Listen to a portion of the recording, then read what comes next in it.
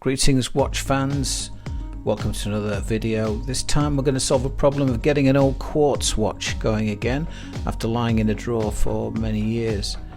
Fitted a battery and it went, however the problem is the retaining strap or clasp on this one was missing, and as you can see the battery was kind of sticking up and popping out and not making a contact.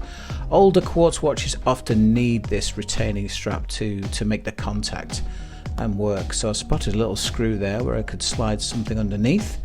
Rummaged around in the scrap watch drawer and found this one. Bit big, bit awkwardly shaped, but I figured it probably worth a go, so fitted that, and yeah, made contact, pressed the battery down, off it went.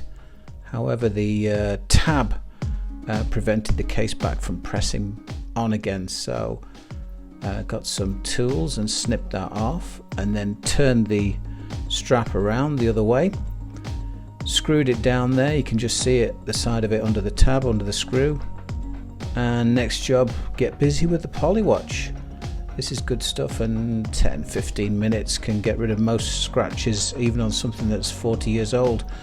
It won't get every scratch out of it, but it does improve the view vastly. So running again, this kind of Rolex look-alike thing, probably is about 40-45 years old, but tough old Quartz movements, and my mate was pleased that it was running again, as it once belonged to his dad. Well, thanks for watching, and if you want some more watch news and reviews, just visit the website www.thenorthernwatchcode.com. Thanks a lot, see you next time.